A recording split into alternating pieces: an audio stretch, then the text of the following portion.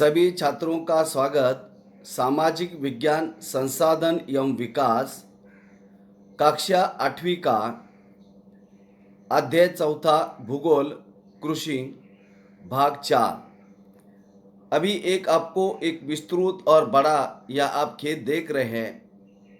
America में 300 से लेकर 400 हेक्टेयर तक खेती एक किसान के पास है और हमारे देश में औसतन 1.5 हेक्टेयर से 2 हेक्टेयर के आसपास खेती है। तो इससे आपको समझ में आता है कि भारत की जनसंख्या काफ़ी अधिक है और इसलिए ज़मीन के टुकड़े टुकड़े आपको हर व्यक्ति के पास आपको मिलते हैं। अब यहाँ अमेरिका में जनसंख्या काफ़ी कम है और कृषि या खेती के आकार बहुत बड़े हैं। विश्व की जनसंख्या काफ़ी तेज़ रफ्तार से बढ़ रही है। बढ़ती हुई जनसंख्या के भरण पोषण के लिए खाद्यान्न आपूर्ति करना ज़रूरी है। खाद्यान्न के आपूर्ति अथवा कृषि में अधिक उत्पादन बढ़ाने से लोगों को गांव में ही रोजगार के अवसर उपलब्ध हो सकते हैं। लेकिन उसमें खेती में आपको जो कृषि और मशीनी और प्रौद्योगिकी उसका विकास होना बहुत ज़रूरी है। अधिक उत्पादन बढ़ाने के लिए कृषि का विकास बहुत ज़रूरी है और हम इस भाग में भारत के एक कृषि फर्म और संयुक्त राज्य अमेरिका के एक कृषि फर्म के बारे में हम दोनों के बीच में क्या अंतर है और हम लोग संयुक्त राज्य अमेरिका से कितनी पीछे हैं, इसके बारे में हम चर्चा करेंगे। भारत के किसान अपनी उदरनिर्वाह के लिए कृषि कर रहे हैं, तो अमेरिका का एक किसान अपनी व्यावसायिक कृषि किस तरह कर रहा है। तो दोनों में ये जब आप फर्क या अंतर आप देखेंगे तो उसके बाद हम कहाँ हैं और संयुक्त राज्य अमेरिका के किसान कहाँ पर है, तो इसका आपको एक अंदाज़ा होगा। तो ये अंतिम वीडियो है भाग 4। अब उसमें आप कृषि के विकास के बारे में देखिए। कृषि विकास का संबंध बढ़ती जनसंख्या की मांग को पूरा करने के लिए कृषि के उत्पादन को बढ़ाने की दिशा में किए जाने वाला प्रयास है। अभी आपको मालूम है हमारी भारत की जनसंख्या 135 करोड़ के आसपास है। जो दक्षिण एशिया के देश है या भारतीय उपमहाद्वीप के देश, चाहे बांग्लादेश हो, पाकिस्तान हो, नेपाल हो, भूटान, श्रीलंका, यहाँ की जनसंख्या यूरोपीय देश और अमेरिकन देशों से बहुत आगे है और इसलिए और खेतों के आकार बहुत छोटे हैं। बढ़ती हुई जनसंख्या की मांग को पूरा करने के लिए कृषि उत्पादों को बढ़ावा देना बहुत ज़रूरी है। अब ये बढ़ावा कैसा दे सकते हैं, उसमें आपको उन्नत प्रकार के बीजों का इस्तेमाल करना पड़ेगा। जो उर्वरक ज़मीन की खादान उसको आपको देखकर उसकी उर्वरक क्षमता को बढ़ाना पड़ेगा। तो नए नए प्रकार की मशीनरियों का उपयोग करना पड़ेगा, तकनीक का उपयोग करना पड़ेगा, मृदा परीक्षण करना पड़ेगा, तब आपकी जो कृषि है, भूमि है, उससे अधिक उपज बढ़ सकती है। और इतना ही नहीं, कृषि से यदि अधिक उपज बढ़ेगी तो घर परिवार के सदस्यों को उसमें रोजगार भी मिलेगा। यह कई तरीके से प्राप्त किया जा सकता है। अब ये दूसरे और भी कई तरीके हैं। जैसा बोया गया जो क्षेत्र है उसमें आप विस्तार को और अधिक बढ़ा सकते हैं। जैसा खाली बंजर भूमि पड़ी है उसका भी आप उसमें बीज डालकर या उसमें आप जो उसको दूसरा शब्द मराठी में आप लागवड़ी वाला क्षेत्र या बोया गया क्षेत्र उसका आपको अधिक विस्तार करने पड़ेगा। जैसा कि बोई जाने वाली फसलों की संख्या को आपको बढ़ाना पड़ेगा। जैसा कि हमने देखा गहन कृषि है, जैसा कि मिश्रित प्रकार की कृषि है, उसको आपको और अधिक ज़्यादा बढ़ाना पड़ेगा। इसके अलावा सिंचाई का क्षेत्र आपको बढ़ाना पड़ेगा। आप फसलें बढ़ा दी, आपने बोया गया क्षेत्र आपने बढ़ा दिया, लेकिन उसके लिए पानी नहीं है तो फिर आपका उस कृषि करने से कोई फायदा नहीं। आपके पास पानी कम है तो आपने नए प्रकार के तकनीक का इस्तेमाल करना चाहिए, जैसा कि ड्रिप इरिगेशन है, जैसा कि उसको टपकन विधि या उसको हम ड्रिप यानी बूंद बूंद पानी का वो पौधे के पास गिरता है, वो भी विधि आजकल ग्रामीण क्षेत्र में आ रही है। लोग उसका भी उपयोग कर रहे हैं। जैसा कि स्प्रिंकलर सिस्टम है उसका उपयोग करना चाहिए। सुविधा में आपको सुधार करना पड़ेगा। उर्वरक और उच्च उपज देने वाले बीजों के प्रयोग द्वारा आप अधिक खेती में उत्पादन बढ़ा सकते हैं। कृषि का मशीनीकरण भी कृषि के विकास का एक महत्वपूर्ण पहलू है। जैसा पहले हम लोग हल चलाते थे, बैलों के जरिए चलाते थे, अब जो है आपका ट्रैक्टर आ गया, उसके जरिए हमारा जो क्षेत्र है कृषि का वो और ज़्यादा अधिक बढ़ गया। ज़मीन को जैसा कि ओबड़ खाबड़ थी, खेत जो ओबड़ खाबड़ थे, अब किसान जो है मशीनरियों का उपयोग करके, जैसा जेसीबी का उपयोग करके, यदि पत्थर है उसके अंदर खेतों के बाहर निकाल रहे हैं, यदि छोटे बड़े पत्थर है ज़मीन के मतलब खेतों में, उसको निकाल रहे हैं, ज़मीन को समतल बना रहे हैं। तो ये अलग अलग प्रकार के तकनीक का किसान आज उपयोग करके कृषि में उत्पादन बढ़ा रहे हैं। कृषि के विकास का अन्य पहलू ये भी है, कृषि के विकास का चरम लक्ष्य खाद्य सुरक्षा को बढ़ाना है, क्योंकि सभी लोगों को खाना अनाज मिलना चाहिए और ये हमारा कृषि के पीछे मुख्य हमारा लक्ष्य है। अब यह विश्व में कृषि का विकास विभिन्न गतियों से हुआ है। अभी कृषि का विकास विश्व के विभिन्न भागों में विभिन्न गतियों से हुआ है। अधिक जनसंख्या वाले विकासशील देश अधिकतर गहन कृषि करते हैं। अभी आप देखिए, भारत है, बांग्लादेश है, पाकिस्तान है, इनकी जनसंख्या काफ़ी ज़्यादा है और बोया हुआ क्षेत्र काफ़ी कम है। और ऐसे समय पर जहाँ पर उनके खेतों के आकार जो है छोटे छोटे हैं और इसलिए गहन कृषि करते हैं। मतलब कभी कभी यदि पानी की सुविधा उनके पास है तो साल भर में रबी, खरीफ और जायज़, इन तीनों भी समय पर वो अपने कृषि से उत्पादन करते हैं। जहाँ छोटी जोतों पर सामान्यतः जीविकोपार्जन के लिए फसलें उगाई जाती है। अभी आप देखिए 1 या 2 एकड़ खेती है तो किसान वहाँ पर गहन कृषि करता है, पानी की सुविधा है, जैसा सब्जियाँ लेता है, अलग अलग प्रकार की फसलों को उत्पादन करता है, कई सब्जी भाजी का उत्पादन करके उसको मार्केट में बेचकर तुरंत पैसा प्राप्त करता है। बड़ी जोतें जैसा कि वाणिज्यिक कृषि के लिए उपयुक्त होती है, जैसा कि प्रकार की कृषि संयुक्त राज्य अमेरिका में ज़्यादातर देखने को मिलती है। भारत में भी जैसा कि गन्ने की कृषि होती है। संयुक्त राज्य अमेरिका में वाणिज्य कृषि है। कनाडा और ऑस्ट्रेलिया में वहाँ खेतों के आकार काफ़ी बड़े हैं और वहाँ जनसंख्या भी काफ़ी कम है। अब यदि वो अधिक उत्पादन करते हैं तो वो क्या करते हैं, अपने पास रखते हैं क्या? नहीं, वह दूसरे देशों को बेचकर उससे उनको पैसा मिलता है। मतलब किसानों की आर्थिक स्थिति उससे अच्छी होती है। जितना कोई भी देश जैसा कृषि हो उद्योगों के जरिए जो उत्पादन करेगा और दूसरे देशों को बेचेगा तो उससे हमको विदेशी मुद्रा अर्जित होगी।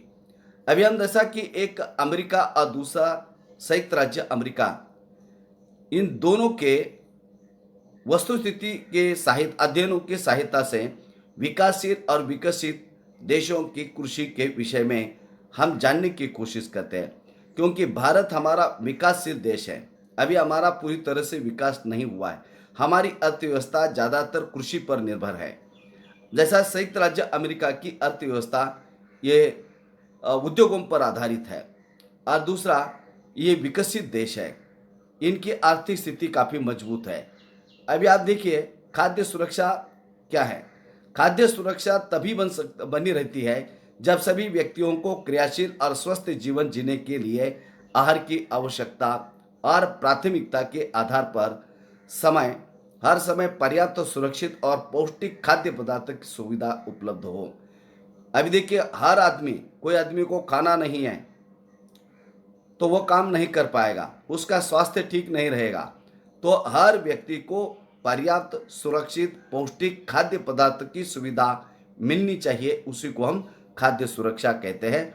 और इसे जैसा कि आप देखते हैं कई जगह पर लोगों को खाने के लिए नहीं मिलता, तो ऐसा नहीं होना चाहिए, सभी को अनाज खाना मिलना चाहिए, यह सबसे बड़ा हमारा उद्देश्य है। अब यहाँ पर आप देख सकते हैं भारत का एक फार्म। अभी एक हम दो प्रकार के उदाहरण देखेंगे, एक भारत का एक फार्म और दूसरा संयुक्त राज्य अमेरिका का एक फार्म। और ये जो गतिविधि जो भारत के अंदर एक किसान के बारे में बताई गई है, ये भारत के हर गांव के अंदर आपको इस तरह के मुन्नालाल जैसे लोग आपको मिलेंगे और आपके गांव में भी इस तरह के लोग होंगे और हमको दोनों के बीच में तुलना करना है। अभी आप देखिए ये उत्तर प्रदेश के गाजीपुर जिले में आदिलाबाद एक छोटा सा गांव है। अब ये केस स्टडी बताई है। यह है उत्तर प्रदेश का एक जिला, गाजीपुर जिले में आदिलाबाद एक छोटा सा गांव है और वहाँ मुन्नालाल नाम का एक छोटा किसान है। उसके पास 1.5 हेक्टर खेती है। जैसा कि हमने देखा, भारत में औसतन 20 हेक्टर से ज़्यादा जो किसान हैं, 20 हेक्टर से अधिक ज़मीन वाले जो किसान हैं भारत में लगभग हो गए 20% के आसपास। और जो आपके छोटे जो किसान हैं, जैसा 1 एकड़, 2 एकड़, 3 एकड़, इनकी तादाद आपको भारत में सबसे ज़्यादा मिलती है। अब इसका आवाज़ जो है गांव में है। अक्सर किसानों के आवाज़ अपने गांव में होते या फिर खेतों में होते हैं। वह अधिक उपज देने वाले बीजों को बाजार से वर्षों के एकांतर पर खरीदता है। अब ये बीज जो है अलग अलग कंपनियां, सीड्स कंपनियां होती है, वहाँ से वो खरीदता है। अब ये बीज इसलिए खरीदता है कि ताकि अपने खेतों में जो छोटा सा खेत है उसमें अधिक से अधिक उत्पादन हो। उसकी भूमि उर्वर है, मतलब उसकी भूमि में जो कोई बीज बोते हैं तो उसकी फसल काफ़ी अच्छी आती है और वर्ष में कम से कम 2 फसलें वह अपने खेतों में लेता है। सामान्यतः गेहूं या चावल और दालें कोई इनका उत्पादन अपने खेतों में लेता है। किसान अपने मित्रों और बुजुर्गों के साथ सरकारी कृषि अधिकारियों कार्यों से कृषि कार्य के संबंध में सलाह भी लेता है। जैसा कौन सा खेत में उत्पादन करना चाहिए, कौन से बीज को खरीदना चाहिए, कौन से कीटनाशक दवाइयों को खरीदना चाहिए, तो इसके बारे में वो अपने जो बुजुर्ग किसान हैं उनसे भी वो चर्चा करते हैं। और इसके अलावा जो कृषि अधिकारी होते हैं वह अलग अलग प्रकार के तकनीक के बारे में जानकारी देते हैं। कौन से महीने में कौन सी फसल लेनी चाहिए, कौन सा कीटनाशक दवाइयों का इस्तेमाल करना चाहिए, वो इस तरह की सलाह देते हैं। वो अपने खेत की जुताई के लिए भाड़े पर ट्रैक्टर लाता है। अब वो ट्रैक्टर नहीं खरीद सकता क्योंकि उसके पास बहुत बड़ा खेत नहीं है। यद्यपि उसके कुछ मित्र अभी भी बैलों से खेतों को जोतने की परंपरागत विधि का वो प्रयोग करते हैं, क्योंकि कई जो किसान हैं कि वो बाहर से ट्रैक्टर लाकर जो घंटे के हिसाब से होता है वो भी लाने की क्षमता उनके पास नहीं है, तो इसलिए वो बैलों का उपयोग करके हल चलाते हैं। अब ये मुन्ना लाल जो है, ये 1.5 हेक्टर कृषि में क्या उसके परिवार का भरण पोषण हो सकता है? नहीं होगा। तो इसके लिए वह कृषि के अलावा वह अन्य भी पूरा काम करता है, उससे भी उसको पैसा मिलता है। नज़दीक के खेत में एक नलकूप है जिसे वह अपने जो खेत है, खेत की सिंचाई के लिए भाड़े पर लेता है। अभी वो क्या करता है, खेत की सिंचाई के लिए वो भाड़े पर लेता है। अब इसके अलावा मुन्ना लाल के पास 2 भैंसे और मुर्गियाँ भी है। कुछ उसके पास मुर्गियाँ भी हैं, मतलब छोटा सा वो कुक्कुट पालन का व्यवसाय भी चलाता है। वह निकट के शहर में स्थित सहकारी भंडार में दूध बेचता है। अक्सर आपने भी देखा होगा, आपके भी गांव में यदि आपके पास गाय है, भैंस है, तो उसका दूध आपके गांव में एक तो आप बेचते हैं, या फिर आपका गांव यदि बड़ा है, नहीं तो वो कोऑपरेटिव सेक्टर जो होता है, जो दूध उत्पादन संस्था, उनको हम लोग देते हैं और वो हमारे जो चारा है, तो ये भी जो कोऑपरेटिव जो अपने दूध उत्पादक संस्था होती है वो उनको देते हैं और उसके बदले या हमको हर हफ्ते या 15 दिन के बाद पैसे भी हमको मिलते हैं, यानी किसान को मिलते हैं। अब यह सहकारी समिति उसके जानवरों के लिए चारे के प्रकार, पशुधन के स्वास्थ्य के सुरक्षात्मक उपायों और कृत्रिम गर्भाधान के संबंध में सलाह भी देते हैं। तो यह आजकल काफ़ी टेक्नोलॉजी बदल गई है कि कई बार जो है जानवर बीमार पड़ता है किसी न किसी बीमारी के कारण, तो उसके भी वो वेटरनिटी डॉक्टर होते हैं, वो भी सलाह देते हैं कृत्रिम गर्भाधान के बारे में। तो कृषि के कार्यों, विविध कार्यों में जो उसके परिवार के सदस्य हैं वो उसकी सहायता करते हैं। तो अक्सर आपने देखा होगा कि गांव में घर परिवार के सदस्य जो अपना थोड़ा बहुत खेत होता है उसमें वह काम करते, ताकि बाहर के लोगों को अपने खेत में लगाकर उनको पैसे देने की आवश्यकता ना पड़े, क्योंकि इतना बड़ा खेत नहीं होता है और उसमें घर के अपने परिवार के सदस्यों को भी एक प्रकार से रोजगार मिलता है। कभी कभी यह बैंक या कृषि सहकारी समिति से बीजों की उच्च उपज वाली किस्मों और औजारों को खरीदने के लिए ऋण भी लेता है। तो आपको मालूम है, अभी सरकार जो है हर साल किसानों को लगभग 6,000 रुपये देती है। अलग अलग प्रकार के बीजों को खरीदने के लिए, औजार को खरीदने के लिए या अलग अलग कामों के लिए देती, तो सरकार की ओर से ये सहायता किसानों को मिलती है। तो इसी तरह जो कृषि सहकारी समिति जो है, कई बार उनको बीज बीज भी देती है। जैसा हमारे इधर महाराष्ट्र में विविध कार्यकारी सेवा सह सोसाइटी जो है, उनके द्वारा आपके ज़मीन के आकार के अनुसार किसानों को ऋण दिया जाता है और उससे वो औजार हो, बीज हो, पीड़कनाशक हो, इनको खरीदते हैं। जैसा कि वह अपने उत्पाद को निकट के शहर में स्थित मंडी में ये किसान बेचता है, क्योंकि उसके पास कोई इतना स्टोर की सुविधा नहीं होती है। अधिकांश किसानों के पास भंडारों की सुविधा नहीं है और इसलिए वे बाजार के अनुकूल न होने पर भी अपने उत्पादों को बेचता है। जैसा कि उदाहरण देखिए, कई बार जैसा किसान प्याज का उत्पादन करते हैं, तो सभी किसान प्याज का उत्पादन करते हैं। अब जो उत्पादन करते हैं एक ही समय में होता है, एक ही सीजन में होता है, मतलब एक ही समय निकालते हैं, तो उसी समय वह अपने माल को, उत्पादित माल को, कृषि माल को अपने घर में वो रख नहीं सकते, क्योंकि उनके पास भंडारण की व्यवस्था नहीं है और इसलिए वो सीधा मंडी में ले जाता है।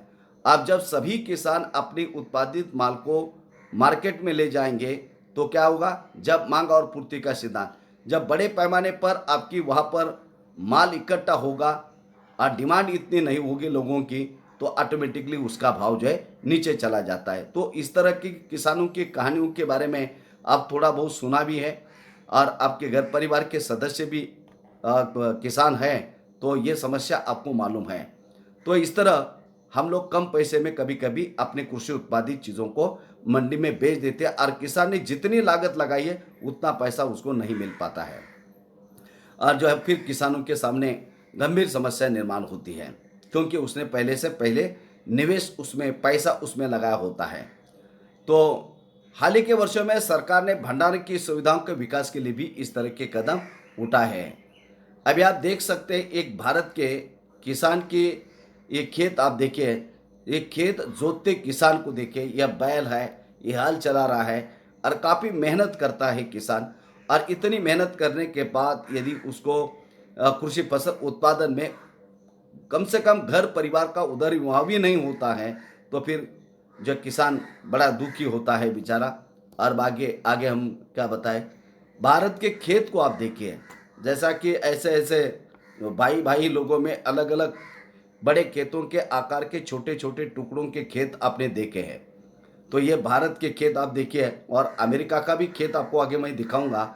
यहाँ पर देखिए, संयुक्त राज्य अमेरिका में हवाई जहाज़ों के जरिए पीड़कनाशक दवाइयाँ अपने फसलों पर मारी जाती है, जो उनके कैमरे सैटेलाइट के साथ जुड़े होते हैं। तो हमारे यहाँ का किसान ये देखिए किस तरह मेहनत कर रहा है, ये पीड़कनाशक दवाइयाँ फसल के ऊपर मार रहा है, तो काफ़ी मेहनती है हमारा भारतीय किसान।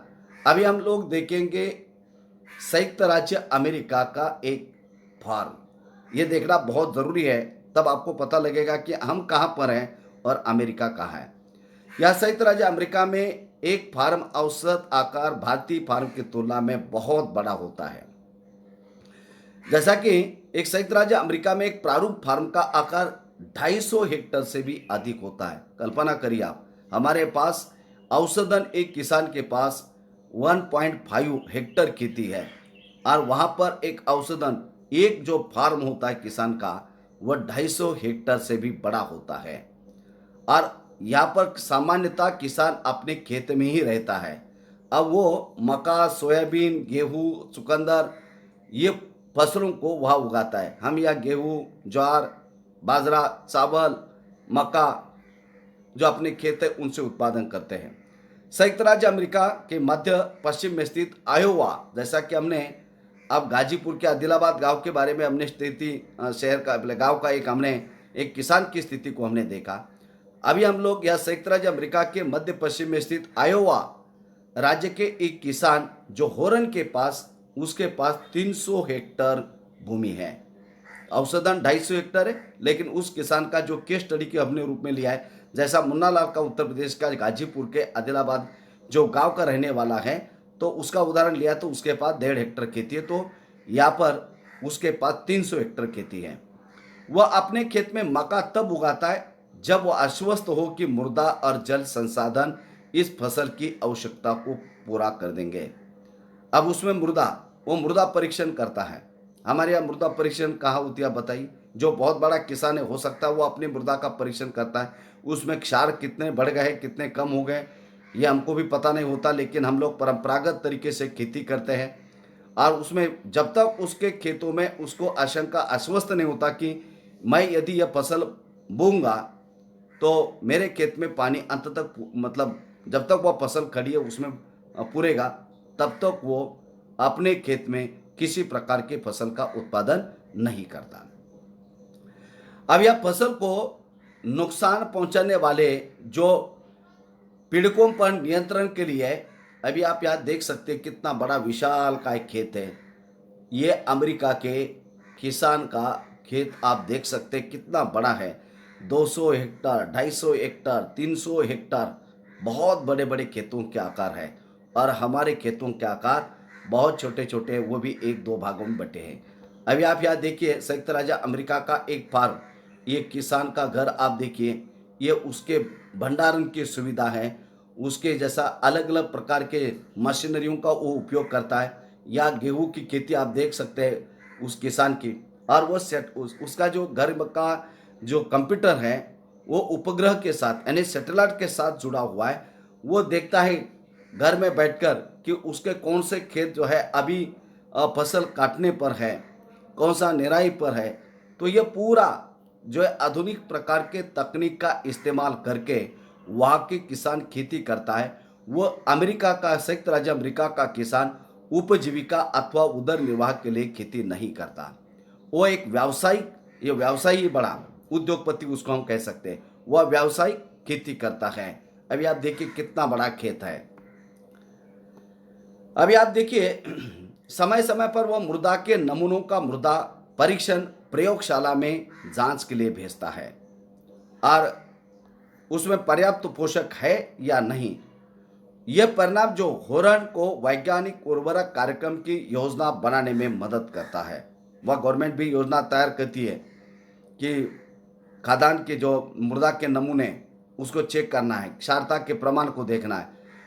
जो उसका कंप्यूटर है उपग्रह के साथ जुड़ा हुआ है, जो उसे उसके खेत के यथार्थ तस्वीर देता है। सुबह अपना कंप्यूटर शुरू कर दिया, ऑलरेडी उसका सैटेलाइट चालू है, तो उसका खेत का पूरा एक बिल्कुल नज़दीक से वह देख सकता है।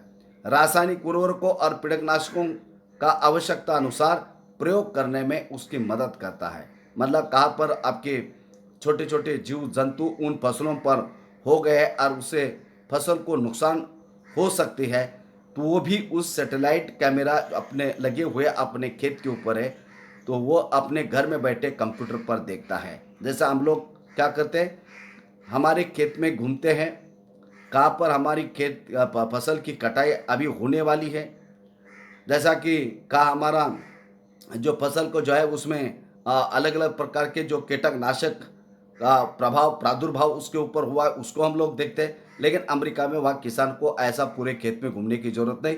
300 हेक्टर का एरिया है, पूरा एक चक्कर मारेगा तब तक तो थक जाएगा। तो इसलिए वो सब सैटेलाइट कैमरे से वो पूरी चीज़ों को निगरानी रखता है, और उसको ये कीटनाशकों का आवश्यकता अनुसार प्रयोग करने में उसकी मदद करता है। अब उसके पास आधुनिक प्रकार की मशीनरी सब है, ट्रैक्टर, बीज बोने की मशीन तक उसके पास है, हार्वेस्टर है। अभी आप यहाँ देख सकते हैं कीटनाशकों का छिड़काव वह अपने फसल के ऊपर कर रहा है। यहाँ देख सकते हैं आप ये हवाई जहाज, और हवाई जहाज से बड़ा आपको ताज्जुब लगता होगा, ये जो कीटनाशक जो है वह हवाई जहाज के जरिए अपने खेतों के ऊपर मारता है। तो कितना एडवांस टेक्नोलॉजी हो गई। तो एक अब हवाई जहाज में हमको बैठने का भी किसानों को मौका ही नहीं मिला, लेकिन वहाँ का किसान हवाई जहाज के जरिए कीटनाशक दवाइयाँ अपने फसलों खेतों के फसलों के ऊपर मारता है। उससे और क्या हो सकता, मतलब वो किसान कैसा होगा, कितना बड़ा व्यवसाय होगा। अब यह संयुक्त राज्य वहाँ पर मशीनरियों का अधिक उपयोग किया जाता है। यहाँ पर हार्वेस्टर का उपयोग किया जाता है, थ्रेसर का उपयोग किया जाता है। अनाज संचलित अन्न भंडार में संचित किए जाते हैं, स्वयं संचालित है, कंप्यूटराइज है, बिल्कुल वह ऑटोमेटिकली जाता है। और बाजार के अभिकरण और मार्केट एजेंसी को अपना माल वो भेजता है, जब तक वह आश्वस्त नहीं होता कि जो उसने उत्पादित किया हुआ फसल या सब्जी भाजी है उसका दाम उसको ठीक ठाक नहीं मिलता, तब तक अपने भंडारण से उन चीज़ों को नहीं निकालता और वो बेचता भी नहीं। हमारे यहाँ क्या है, किसान जैसा उत्पादन करता है बेचारा वो मंडी में ले जाता है, क्योंकि उसने पहले से उस फसल के लिए, बीज के लिए, कीटनाशक दवाइयों के लिए और मजदूरों के लिए पहला पैसा उसने खर्चा किया होता है। इसलिए वो चाहता है कि मैं जल्दी बेचकर उनके पैसे दे दूं। कई बार वो पैसे दूसरे से उधारी पर लेता है और इसलिए हमारे किसान की आर्थिक स्थिति काफ़ी कमज़ोर है। हमारा किसान यहाँ पर उपजीविका के लिए खेती करता है। अमेरिका का किसान व्यवसायी की तरह वह काम करता है और भारत का किसान एक खेतीहर किसान की तरह काम करता है। तो ये दोनों में काफ़ी बड़ा अंतर है, तो इसको हमने देखना चाहिए और हमने भी नए नए प्रकार के तकनीक का इस्तेमाल करना चाहिए। आप यह देख सकते हैं संयुक्त राज्य अमेरिका के फार्म में मशीनों का उपयोग किस तरह किया जा रहा है। ये ट्रैक्टर देखिए आप, हार्वेस्टर है, और यहाँ पर अब उनके गोदाम को आप देखिए, भंडारण को देखिए, तो उसके ऊपर प्रोसेस की जाती है। और उसके बाद ये अमेरिका का और एक बहुत बड़ा विशालकाय खेत को आप देखिए, बहुत बड़ा खेत है और उसके मुताबिक हमारा खेत का आकार बहुत छोटा है। अब यहाँ देख सकते हैं आप फिर एक बार, तो हमारा दोस्तों ये हमारा अध्याय चौथा कृषि बड़ा इंटरेस्टिंग था। आप लोगों का नए नए प्रकार के इन्फॉर्मेशन उसमें मिले। हम लोग सभी गांवों से आते हैं और कृषि परिवारों से संबंधित है, किसानों के घर से संबंधित है, इसलिए इस अध्याय को देखना चाहिए। और यह हमारा अध्याय समाप्त होता है। इसके 4 वीडियो आप ज़्यादा से ज़्यादा देखिए और उसको शेयर करिए। धन्यवाद।